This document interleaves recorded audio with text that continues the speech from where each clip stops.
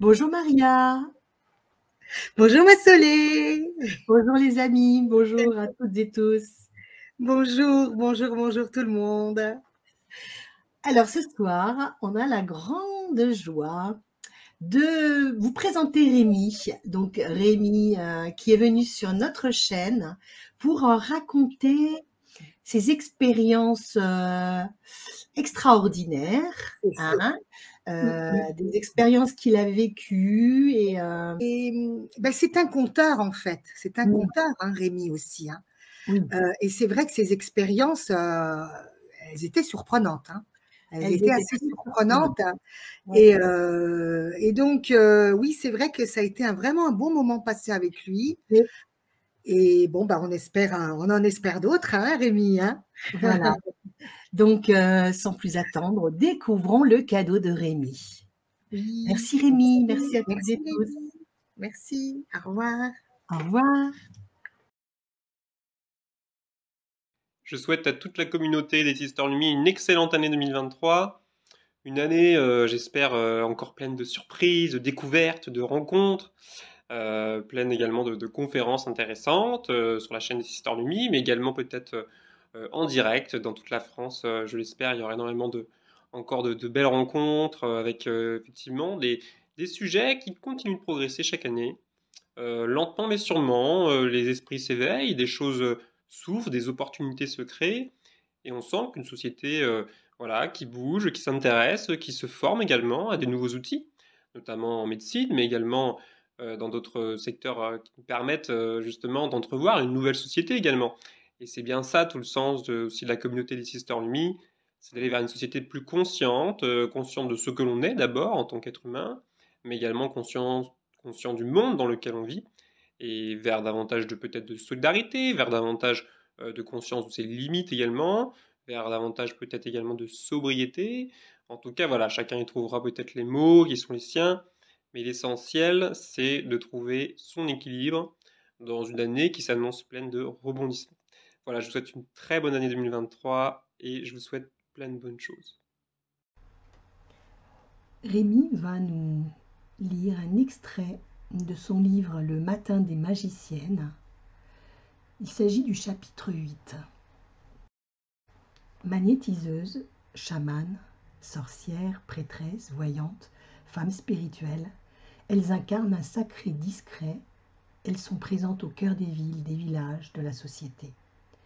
Pont entre des pratiques ancestrales et la modernité, je vous emmène à la rencontre de 19 femmes qui ont accepté de témoigner de leur vécu, leur chemin, leurs doutes et les expériences de vie en lien avec le monde spirituel. Loin des clichés et idées préconçues, c'est une rencontre avec des histoires, des mémoires, des expériences d'une facette méconnue de la société d'aujourd'hui. Chapitre 8. Claire-Louise. J'ai 18 ans lorsque je rencontre ma première énergéticienne. Les énergies, les anges, le reiki, le tarot, etc. J'ai toujours baigné dedans grâce à ma maman. Je lui piquais discrètement ses classeurs de cours sur tous ces sujets. Les esprits, les fées et tout ce qui constitue l'invisible ne m'a jamais paru farfelu. Un premier grand choc émotionnel, à cet âge, a réveillé en moi quelque chose. Je cherchais un sens plus profond et différent à tout ce qui m'arrivait. À vrai dire, je n'avais pas forcément conscience du fait que je cherchais. Mais quelque chose en moi poussait l'exploration. La valse des conférences et des livres a démarré. De sujet en sujet, sur le spirituel, à 19 ans, une expérience assez forte s'est produite. J'ai vu Jésus avec mes yeux physiques. C'était tellement lumineux que mes yeux pleuraient tout seuls et qu'ils éprouvaient de la difficulté à rester ouverts. Le virage à 180 degrés s'est opéré lorsque je suis monté à Paris pour terminer mes études à l'âge de 21 ans. C'était une année d'enfer dans tous les sens du terme. J'ai terminé sous antidépresseurs, dans un climat d'angoisse et une volonté délibérée du corps professoral de casser ses élèves. La spiritualité m'a aidé à tenir bon et m'accrocher. Après cette horrible année d'études supérieures, je me suis retrouvé en stage pendant presque un an. Le climat a été beaucoup plus apaisant et j'ai pu explorer l'invisible en de plus amples détails. C'est ainsi qu'en 2015, j'ai eu mon premier contact avec un dragon. Première créature magique que je croisais, et la première d'une très longue série qui n'est toujours pas finie aujourd'hui. Au cours de cette année plus tranquille, et en parallèle d'un très gros travail sur moi, je redécouvre au cours d'une séance un énorme trauma. C'est l'explosion dans tous les sens du terme. Je me retrouve à gérer ce souvenir en parallèle d'une première percée de médiumnité survenue suite à cette découverte. Je vois des dizaines et dizaines de visages s'inscrire sur n'importe quelle surface de mon quotidien. Il y en a pour tous les goûts.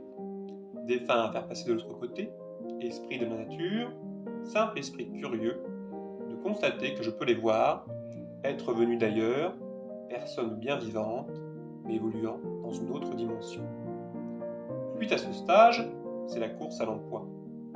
Dans un marché du travail, peu ouvert et un secteur difficile. J'alterne les CDD, les petits boulots et les périodes de chômage, jusqu'à ce que plus rien ne se présente à l'horizon.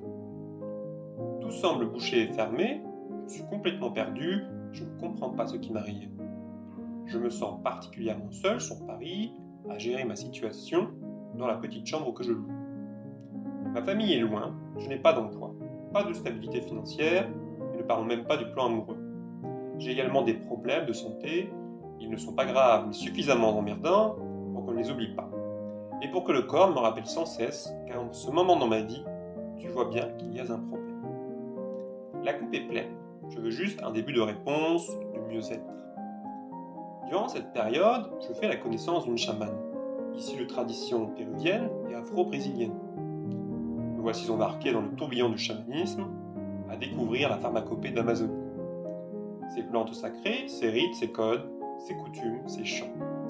J'enchaîne énormément de cérémonies dans ces traditions, contacte des plantes pendant 2 ans, en étant prise sous l'aile de cette chamane. C'est une véritable découverte de soi. J'ai une reconnaissance infinie pour toute la sagesse et les sages enseignements que ces esprits des plantes m'ont apportés durant ce temps.